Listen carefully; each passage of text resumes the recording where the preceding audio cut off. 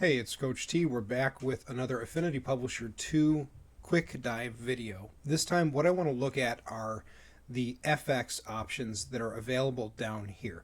Now, largely I've stayed away from this right-hand panel just because it's not of the most immediate importance to what you might be doing when you're doing master page layout stuff.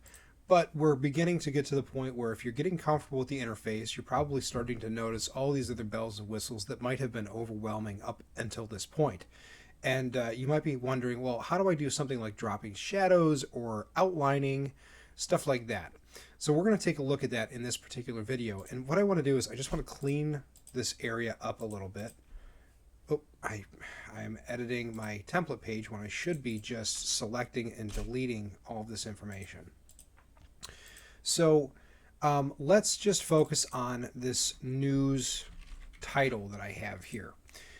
This is unfortunately it's going to require me to edit the background noise here a little bit. Actually, yes, it will. So what I'm going to do is I'm going to detach this just for the sake of illustration, because we could go back into the master page and edit it, and maybe that is a better idea. Maybe we should do that. Let's back up. I do these off the cuff. There's no script. It's just me talking. So I'm going to do title here. And I was hoping that that would stick to my heading 1, which it did not do. Go to 50. We'll deal with textiles at some point in the future. So now we've got news. Notice that adjusting it on the title page did not adjust it here because the title page is its own instance. Turn it white so it's a little bit more obvious, and notice the page did not turn it white. So if I want to apply master, we're going to override all of the unique ones.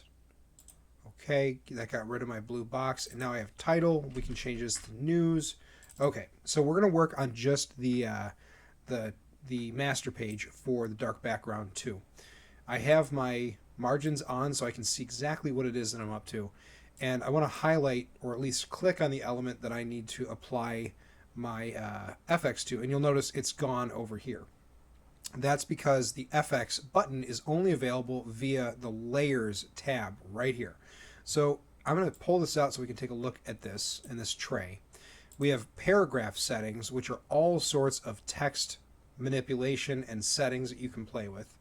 We have character settings, which are down to the individual letters. And then we have text styles. I think that's going to be the look at the next video that we do. And then we have layers. And layers is a lot like what you might be used to in Photoshop or in GIMP or in any other photo editing software where you're able to apply layers. Whatever's on the top goes on the top, right? Whatever's on the bottom is subordinated. So here, this rectangle that you can't see, if I delete that layer, it's gone. It makes no visual difference to this file, although technically the file size will likely be smaller just for it not having that artifact in the background. It's probably marginal though. So we have our title page that we want to work on. And what we really want to do is we want to make sure that this title stands off the page just a little bit. And we're going to do that with this FX keyword here. Again, if you can't find the FX keyword, notice that I'm on my layers tray, and here it is. It just showed up, right? So click FX, and it'll bring this up here. A couple neat little things. If I'm editing different components to have different FX, I can just select them here in the layer pane, and it will give me the available options. I don't have to keep opening the window over and over again. We're going to focus on the title, which I don't believe needs to be highlighted. And let's say I wanted to outline it. I make sure that you check the outline, and then you can simply give it the radius that you want. There are different blend modes. Multiply should get steadily darker. Color burn should use, I think it's something about the background color. I'm on black right now. Let's go to dark blue. Right here, dark blue. Right? So the darker that it gets, you can kind of see this effect here. The darker that the background image is, and the upper here is darker than down here, the lighter the color burn will be. It's a very subtle effect, but it can be a very pretty effect in the right context. So that's this one. Normally, if you just want to know exactly what color you're applying, you would just go to normal. 3D does what it says on the box. It allows you to create a 3D effect for your title if that's something that you want to do. You can soften it to ease up those edges. The specular is the undercurrent image. Ambient is about how much lighting there is. So you just want to play with these. You can do a couple different light sources if you wanted to render like orange and blue, for example. Inner shadow casts a shadow on the inside. Sometimes you have to dial these things up to start to notice them, but it'll make it look like it's set into the page or cut into the page. If that's your thing, that's your thing. And notice you still have all of your color blending options right here. Inner glow does basically what inner shadow does, but with other colors. Notice that you cannot use a black inner glow or a very dark inner glow. You need to use inner shadow for that. Same thing, you can't use a very light inner shadow. You need to use an inner glow. Color overlay just allows you to straight up change the color of whatever that object is. Very handy if you import an image and you want to just color right over it and get it all one big color. It might even be an opacity element, although I've never actually played with that to see if I can just tint something. And you know what? I kind of don't mind that color, although take a look at this. This is the color picker right here.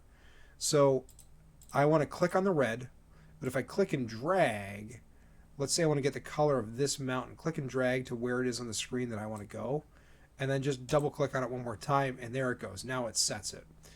And I don't mind that. I think it looks a little bit strange, maybe. It's a little bit dark. So what if we just lighten it up like this? Gradient overlay does, what you'd expect it to do. If I want a 90-degree overlay, you can see how the gradient is shifting. Click in here to get your colors.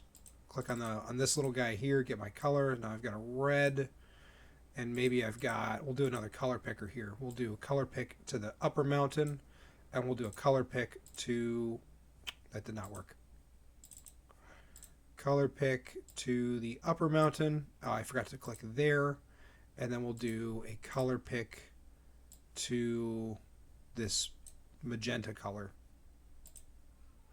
And it's a little bit, excuse me, it's a little bit extreme, so I can just shift it this way or that way, whichever way I want. And I think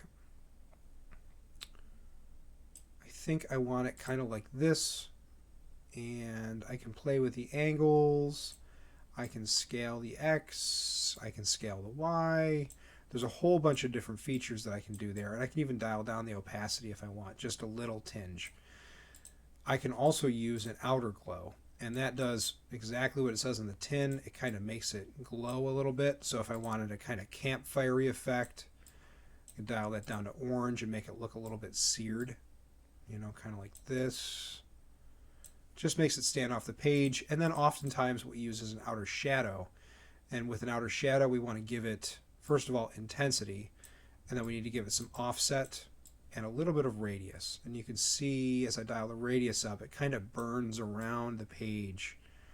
The offset is how far off it wants to stand. Well, we generally don't want it to go too far.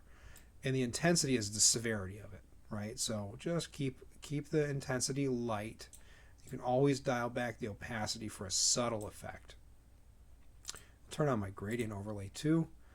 Turn up my opacity, and I think I want this red to be lighter, and I think I want this dark here to be much darker.